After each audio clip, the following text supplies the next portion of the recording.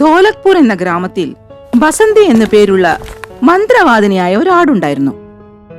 അവളുടെ കഴുത്തിൽ വളരെ തിളക്കമാർന്നൊരു സ്വർണമണി ഉണ്ടായിരുന്നു. അത് മാന്ത്രിക മണിയായിരുന്നു. ബസന്തി ഒരു മന്ത്രവാദിനിയാണെന്ന് ആ ഗ്രാമവാസികൾക്ക് നന്നായി അറിയാമായിരുന്നു. ഒരു ദിവസം വിഷ്ണു എന്നു പേരുള്ള ഒരു കർഷകൻ ആടിനെ കാണാൻ വന്നു. തൊഴുതു നിന്നുകൊണ്ട് അവൻ പറഞ്ഞു, ബസന്തി അമ്മേ, ഞാനൊരു ദരിദ്രനാണ്. ഒരു മണി അരി പോലും എൻ്റെ അടുത്തില്ല. എൻ്റെ ഭാര്യയും കുട്ടികളും വിശന്നിരിക്കുകയാണ്. അമ്മ അനുഗ്രഹിച്ച് എനിക്ക് ജീവിതം തരണം. എന്നോട് യാചിക്കേണ്ട ആവശ്യമില്ല. നിങ്ങളെ ഞാൻ സഹായിച്ചിരിക്കും. ഇനി മുതൽ നിങ്ങൾ ആരും വിശന്നിരിക്കില്ല ചേട്ടാ. ഇത്രയും പറഞ്ഞ ശേഷം ബസന്തി ശക്തിയായി തലയാട്ടാൻ തുടങ്ങി. അവളുടെ കഴുത്തിലെ മണിയും ഉച്ചത്തിൽ മുഴങ്ങാൻ തുടങ്ങി. അപ്പോൾ ആ മണിയിൽ നിന്നും തീക്ഷ്ണമായ ഒരു പ്രകാശവലയം ഉണ്ടായി. പെട്ടെന്നാണ് വിഷ്ണുവിന്റെ മുമ്പിൽ പച്ചക്കറികളും പഴങ്ങളും പാചകത്തിനുള്ള സാധനങ്ങളും പ്രത്യക്ഷപ്പെട്ടത്. ചേട്ടാ, കണ്ടല്ലോ, ഇതൊക്കെ എടുത്തുകൊണ്ട് പോകൂ. ഇത് നിങ്ങളുടെ പ്രശ്നങ്ങൾക്കുള്ള പരിഹാരമാകും. ഈ സാധനങ്ങളൊക്കെ അക്ഷയമാണ്, ഒരിക്കലും തീരില്ല. നന്ദിയുണ്ട് ബസന്തി അമ്മേ. എന്റെ മന്ത്രവാദം കൊണ്ടുണ്ടായ സാധനങ്ങൾ ഒരിക്കലും തീരില്ല, ശരിയാണ്. പക്ഷെ ഒരു കാര്യം ഓർക്കുക, അധ്വാനം മുടക്കരുത്. നന്ദി അമ്മേ, ഒരുപാട് നന്ദി അമ്മേ. എന്റെ മന്ത്രവാദത്തിലൂടെ ഞാൻ നല്ല കാര്യങ്ങൾ ചെയ്യുകയും പലതും പഠിപ്പിക്കുകയും ചെയ്യുന്നു. ഇതുകൊണ്ട് എന്റെ മന്ത്രവാദത്തിലായി മാത്രം ആരും ഒതുങ്ങുന്നില്ല. അവരുടെ അധ്വാനത്തിലും ബുദ്ധിയിലും അവർ വിശ്വസിക്കുന്നു. മന്ത്രവാദിനി ആടിന്റെ നല്ല വാക്കുകൾ കേട്ട ശേഷം വിഷ്ണു ആ സാധനങ്ങളൊക്കെ എടുത്ത് തന്റെ വീട്ടിലേക്ക് പോയി. അങ്ങനെ കുറേ ദിവസങ്ങൾ കഴിഞ്ഞുപോയി.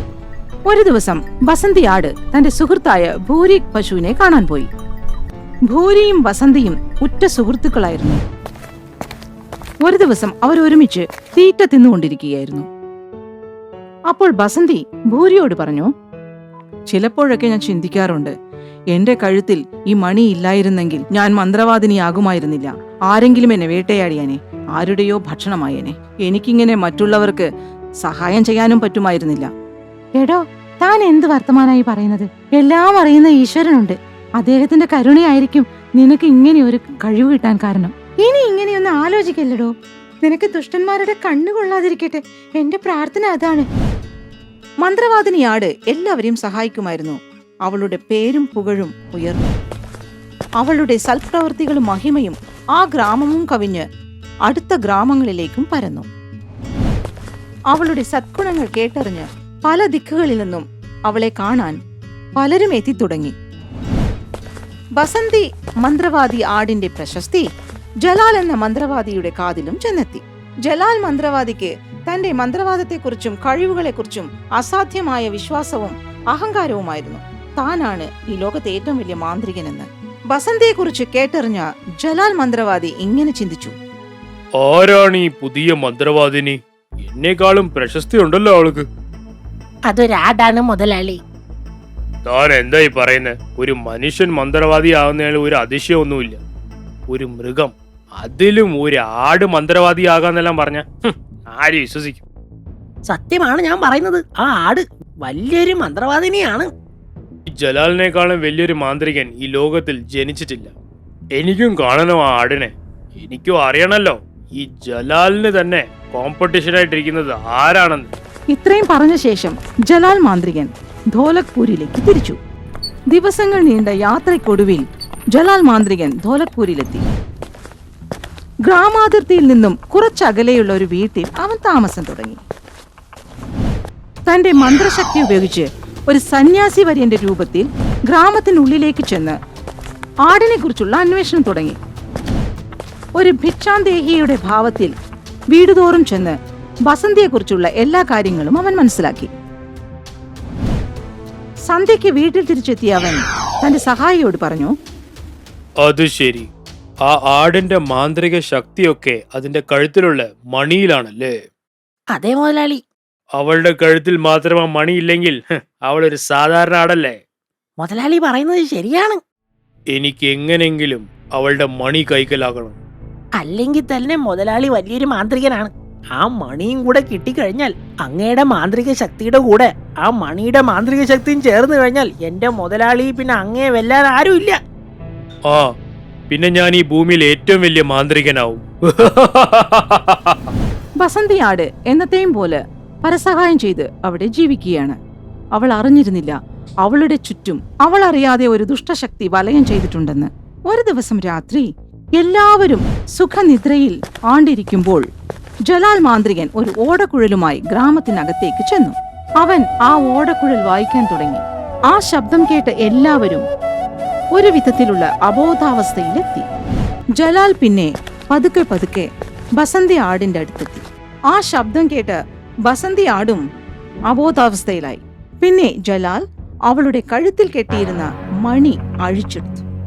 അങ്ങനെ അവളുടെ മാന്ത്രിക മണി എന്റെ കയ്യിലായി. ഇപ്പൊ അവൾ വെറും ഒരു സാധാരണ ആടാണ്. അവളുടെ ശക്തി മുഴുവൻ നഷ്ടപ്പെട്ടു. ഇനി അവളെ ആരും തിരിഞ്ഞു നോക്കില്ല. ഞാനായിരിക്കും, ഈ ജലാലായിരിക്കും എല്ലാവരുടെയും ഭഗവാൻ. അവർക്ക് ഇനി എന്ത് വേണമെങ്കിലും എന്റെ അടുത്ത് മാത്രമേ അവർ സഹായം ചോദിച്ചു വരുള്ളൂ.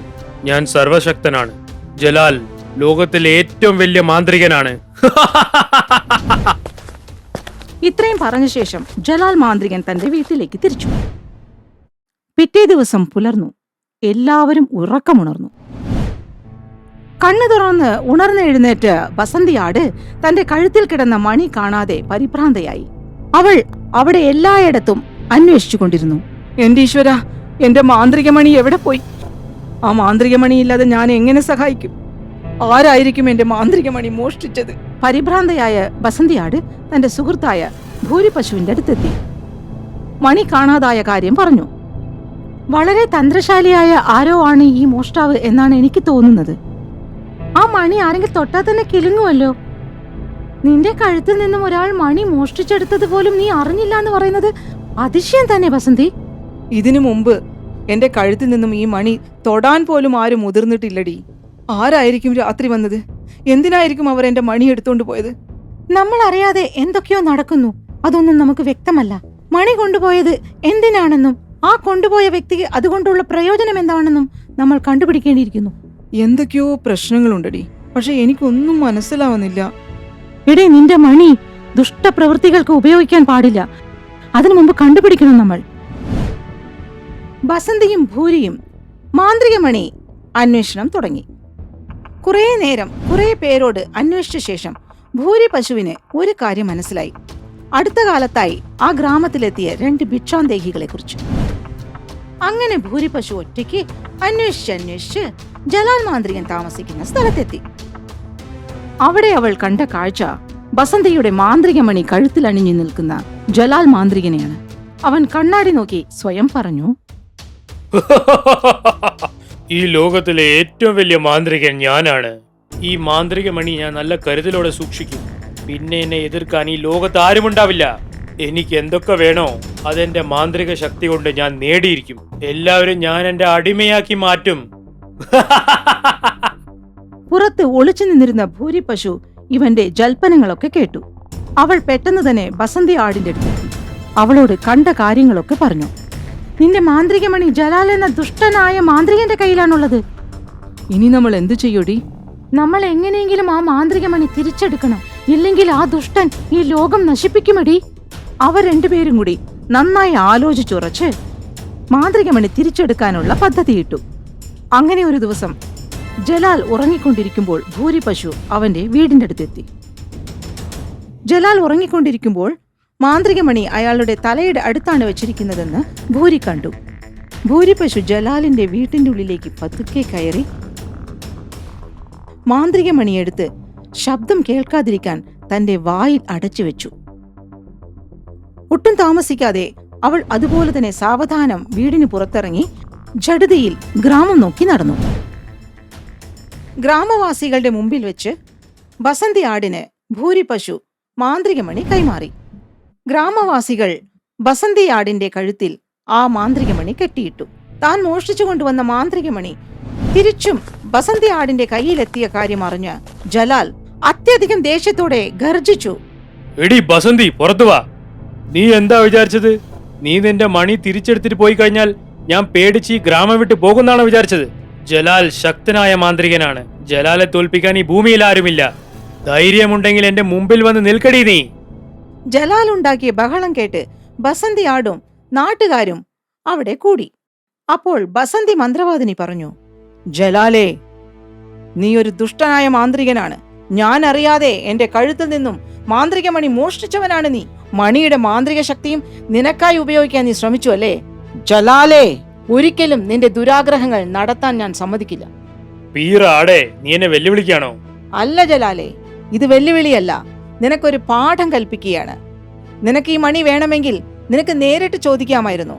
എന്തിനാണ് കട്ടുകൊണ്ടുപോയത്? ഞാൻ ജലാൽ മന്ത്രവാദിയാണ്, നീ വെറും ഒരു പീറ ആടാണ്. നിന്റെ മണിയുടെ മാന്ത്രിക ശക്തി എന്റെ ശക്തിന് മുമ്പിൽ ഒന്നുമല്ല. ഞാൻ വേണമെങ്കിൽ യുദ്ധം ചെയ്ത് ആ മണി എന്റെ കൈക്കിലാക്കും. നിനക്കെന്നെ നേരിടാൻ ധൈര്യമുണ്ടോ ആടേ? ജലാലിന്റെ വെല്ലുവിളിയേറ്റ് ബസന്തി ആടും പോരിന് തയ്യാറായി. പിന്നീട് ജലാലിന്റെ മാന്ത്രിക ശക്തിയും ബസന്തി ആടിന്റെ മാന്ത്രിക മണിയിൽ നിന്നും പുറപ്പെട്ട മാന്ത്രിക ശക്തിയും ഏറ്റുമുട്ടി. കുറെ സമയം നടന്ന പോരാട്ടത്തിന് ശേഷം ജലാലിന്റെ മാന്ത്രിക ശക്തി കുറഞ്ഞു. മാന്ത്രിക മണിയുടെ മാന്ത്രിക ശക്തി അതേപോലെ തന്നെ തുടർന്നു. അങ്ങനെ മന്ത്രവാദിയായ ജലാലിന്റെ അഹങ്കാരം ഛിന്നാഭിന്നമായി.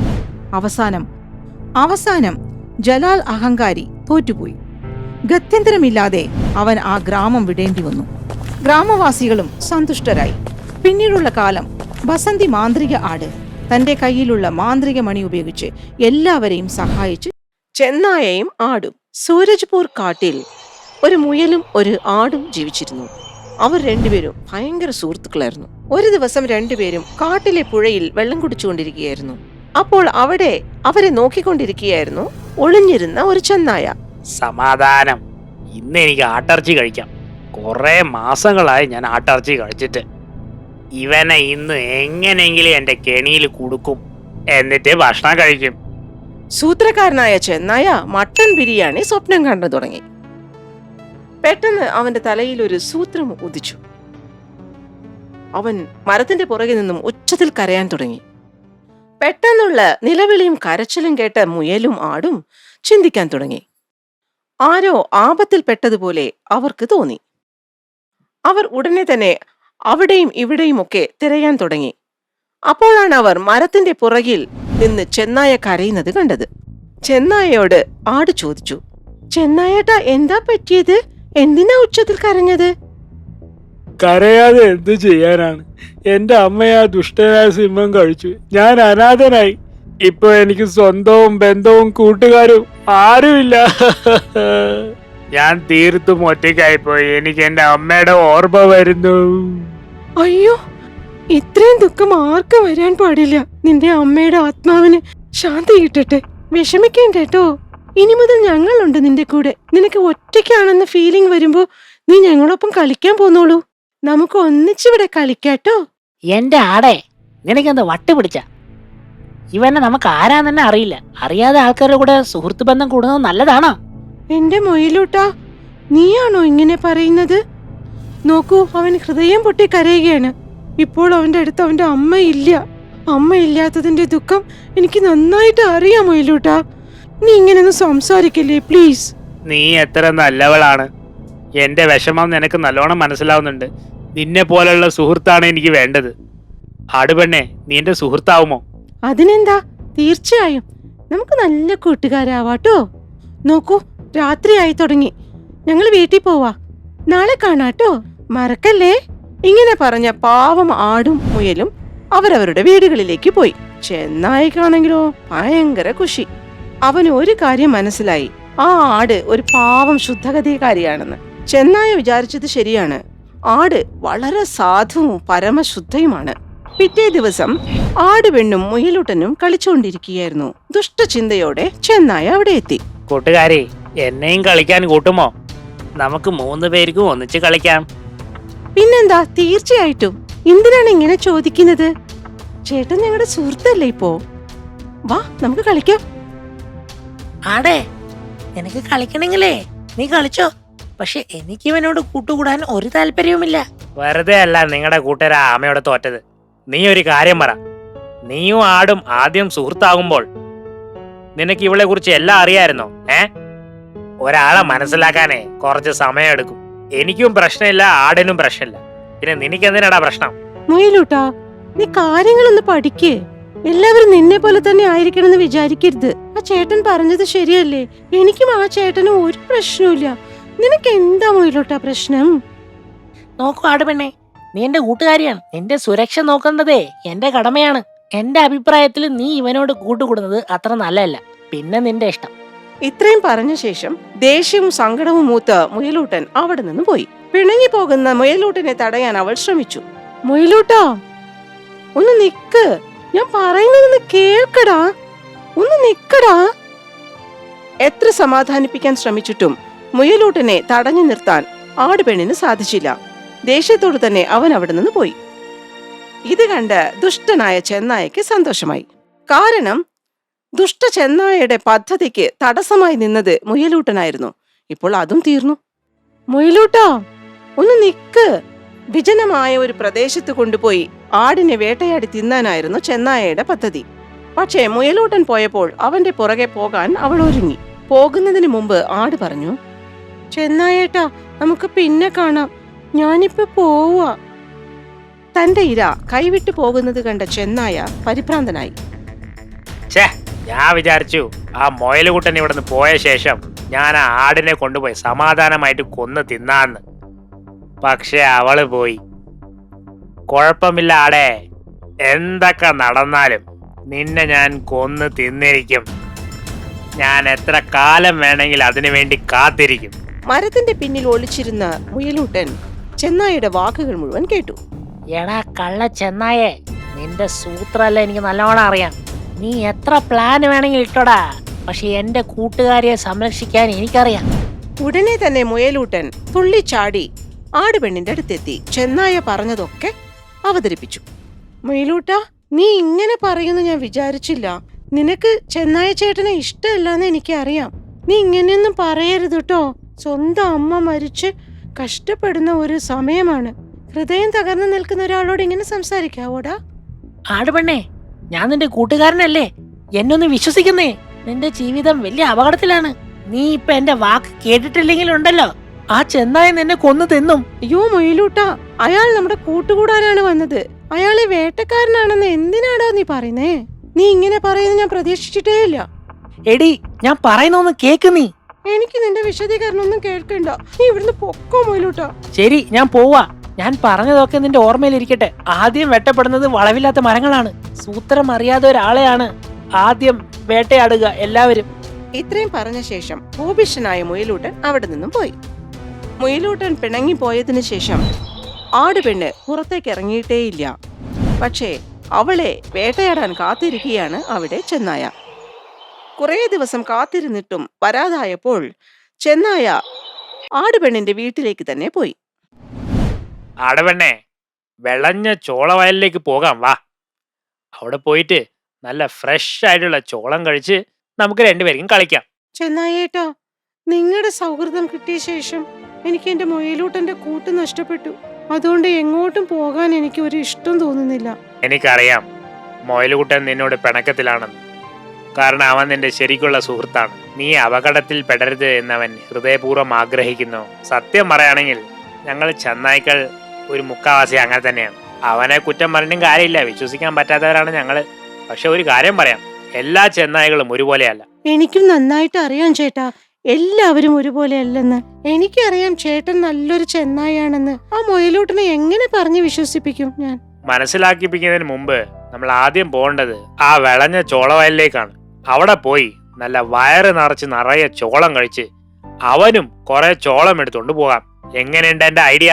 ഓ യെസ്, നല്ല ഫ്രഷ് ചോളം അവന് ചേട്ടൻ തന്നെ കൊണ്ടു കൊടുക്കുമ്പോ അവന് മനസ്സിലാവും ചേട്ടൻ എത്ര നല്ല ചെന്നായാണെന്ന്. നേരെ കളയണ്ടാവാ, നമുക്ക് വേഗം ആ ചോളവയലിലേക്ക് പോവാം. അങ്ങനെ ആടുപെണ്ണും ചെന്നായയും കൂടി നല്ല വിളഞ്ഞ ചോളം തിന്നാനായിട്ട് പോയി. വിളഞ്ഞു നിൽക്കുന്ന ചോളം കണ്ട് ആടിന് സന്തോഷമായി. വയറ് നിറയെ അവൾ തിന്നാൻ തുടങ്ങി. ചെന്നായ ആടിനെ തന്നെ നോക്കിക്കൊണ്ടിരിക്കുകയായിരുന്നു, തന്റെ പദ്ധതി നടപ്പിലാക്കാനുള്ള സമയത്തിനായി. ഈ പൊട്ടത്തിയാടെ, വയറ് നിറയെ ചോളം കഴിക്ക് വേഗം, എന്നിട്ട് വേണം നിന്റെ മാംസം ഞാൻ കഴിക്കാൻ. നല്ല ചോളം കഴിച്ച് വയറ് നിറച്ച ആടുപെണ്ണ് ഇങ്ങനെ പറഞ്ഞു, ചെന്നായി ചേട്ടാ, എന്റെ വയറ് നിറഞ്ഞു, വാ നമുക്ക് വീട്ടിലോട്ട് തിരിച്ചു പോകാം. നിന്റെ വയറ് നിറഞ്ഞു ആടേ, പക്ഷെ എന്റെ വയറ് നിറഞ്ഞിട്ടില്ലല്ലോ. ഓ ശരിയാണല്ലോ, എന്നാ ചേട്ടനും വേഗം ചോളം കഴിക്ക്. അല്ല, നിനക്കറിയില്ലേ, ഞങ്ങൾക്ക് ചോളം ഒട്ടും ഇഷ്ടല്ല. അങ്ങനെയോ? അപ്പോ ഞാൻ കഴിക്കാനാണോ ഇവിടെ വന്നത്? പിന്നല്ലാതെ, നീ എന്റെ നല്ല കൂട്ടുകാരിയല്ലേ. ചെന്നാ ചേട്ടാ, നിങ്ങൾക്ക് എത്ര നല്ല മനസ്സാണ്. പറയൂ, നിങ്ങൾക്ക് എന്താണ് ഇഷ്ടം? എനിക്ക് ആട്ടിറച്ചി എന്ന് പറഞ്ഞ പ്രാണന. അതുകൊണ്ട് ഞാൻ നിന്നെ തിന്നാൻ പോവായപ്പോ. എന്ത്? ചേട്ടൻ എന്നെ തിന്നാൻ പോവാണെന്നോ? ഞാൻ ചേട്ടന്റെ കൂട്ടുകാരിയല്ലേ? നീ ഒരു പൊട്ടി തന്നെ എന്റെ ആടെ. ശരാ, നിന്നെ കൊന്നു തിന്നാനാണ് ഞാൻ നിന്റെ സുഹൃത്തായത്. ശരി, എനിക്ക് നല്ല വിശപ്പുണ്ട്, തയ്യാറായിക്കോ. ഇത്രയും പറഞ്ഞ ശേഷം ദുഷ്ടനായ ചെന്നായ ആ ആടുപെണ്ണിനെ പിടിച്ചു വെച്ചു. നിന്റെ ആ മൊയലുകുട്ടൻ പറഞ്ഞത് ശരിയാണ്. എന്റെ സൗഹൃദം നിനക്ക് ആപത്താണെന്ന്. പക്ഷെ നീ അവൻ പറഞ്ഞത് കേട്ടില്ല. കണ്ടില്ലേ, നീ ഇപ്പൊ എന്റെ വയറ്റിലേക്ക് പോകാൻ പോകുന്നത്. നീ എന്നെ ശരിക്കും പറഞ്ഞു പറ്റിച്ചല്ലേ? നിന്നെ ദൈവം വെറുതെ വിടില്ല. എന്റെ മുയലൂട്ടൻ എന്നോട് പറഞ്ഞത് ഞാൻ കേട്ടില്ല. ശരിയാണ്, പക്ഷെ ഇപ്പൊ കരഞ്ഞിട്ട് എന്ത് കാര്യം? നീ എന്റെ കെണിയിൽ പെട്ടില്ലേ. എന്നിൽ നിന്നും നിനക്ക് രക്ഷയില്ല എന്റെ ആടെ. രക്ഷപ്പെടാനാകാതെ ആടുപെണ്ണ് ഉച്ചത്തിൽ കരയാൻ തുടങ്ങി. അയ്യോ, രക്ഷിക്കണേ, ആരുമില്ലേ, എന്നെ രക്ഷിക്കണേ. മുയലൂട്ടിന് നന്നായി അറിയാമായിരുന്നു ആ ചെന്നായ അവളെ എപ്പോ വേണമെങ്കിലും കൊന്നു തിന്നുമെന്ന്. അതുകൊണ്ട് തന്നെ അവൻ അവളെ രക്ഷിക്കാനുള്ള എല്ലാ ഏർപ്പാടുകളും നേരത്തെ തന്നെ ചെയ്തിരുന്നു. അവൻ മുമ്പ് തന്നെ ആടുപെണ്ണിന്റെയും ചെന്നായയുടെയും സൗഹൃദത്തെക്കുറിച്ച് സിംഹരാജാവിനോട് പറഞ്ഞു വെച്ചിരുന്നു. അതുകൊണ്ട് തന്നെ അവളുടെ കരച്ചിൽ കേട്ട മാത്രയിൽ കാട്ടിലുള്ള ജീവികളെല്ലാം അവളെ രക്ഷിക്കാൻ അവിടേക്ക് പാഞ്ഞു. ആടനെവിടെ? ആടുപെണ്ണിന്റെ രോമത്തിലൊരു പരിക്ക് പറ്റിയാൽ പോലും നിന്നെ ഞങ്ങൾ വെറുതെ വിടില്ല. രാജാവേ, നിങ്ങളൊക്കെ ഇവിടെ എങ്ങനെ എത്തി? ആപത്ത് കാലത്ത് രക്ഷിക്കുന്നവനാണടാ ശരിക്കുള്ള ഒരു സുഹൃത്ത്. മനസ്സിലായടോ ചെന്നായേ, മൊയലും ആടും ഞങ്ങളുടെ കൂട്ടുകാരാണ്. അതുകൊണ്ടാ ഞങ്ങള് പറഞ്ഞത്. അവൾക്ക് എന്തെങ്കിലും പറ്റിയാൽ നിന്റെ അന്ത്യമായിരിക്കും. ജീവൻ വേണമെങ്കിൽ വിട്ടുപോടാ അവിടുന്ന്. സകല മൃഗങ്ങളുടെയും ദേഷ്യവും കരുതലും കണ്ട ചെന്നായ പേടിച്ച് ആടിനെ വിട്ട് ഓടിപ്പോയി. ആടും വേണ്ട മാടും വേണ്ട, ജീവൻ കിട്ടിയതേ വലിയ കാര്യം എന്റെ ചെന്നായ ഭഗവതി. ചെന്നായ ഓടിപ്പോയ ശേഷമാണ് ആടുപെണ്ണിന് ജീവൻ കിട്ടിയത്. നിങ്ങളോട് നന്ദി പറയാൻ എനിക്ക് വാക്കുകളില്ല. നന്ദി പറയണമെങ്കിൽ മൊയലുകുട്ടനോട് പറഞ്ഞാ മതി. അവൻ സമയത്ത് വന്ന് ഞങ്ങളെ അറിയിച്ചില്ലായിരുന്നെങ്കിൽ നീ ചെന്നായയുടെ ബ്രേക്ക്ഫാസ്റ്റ് ആയേനെ. ഒരുപാട് നന്ദിയുണ്ട്. ഫ്രണ്ട്ഷിപ്പിൽ no sorry, no thank you. ഞാൻ പറയുന്നത് നല്ലോണം ഓർമ്മയിൽ വെച്ചോ. അന്യരോട് കൂട്ടുകൂടുമ്പോൾ പലവട്ടം ആലോചിക്കണം, അതിനവർ അർഹരാണോ അല്ലയോ എന്നൊക്കെ. ആപത്ത് കാലത്ത് നമുക്ക് കൈകൊടുക്കുന്നവനാണ് ശരിയായ സുഹൃത്ത്. അതുകൊണ്ടാണ് പറയുന്നത്, സുഹൃത്ത് ബന്ധം ഉണ്ടാക്കുമ്പോൾ എല്ലാ വശങ്ങളെക്കുറിച്ചും നന്നായി ആലോചിക്കണമെന്ന്. മറ്റു കൂട്ടുകാരോടൊക്കെ നന്ദി പറഞ്ഞ് മുയലൂട്ടനും ആടുപെണ്ണും അവിടെ നിന്നും പോയി.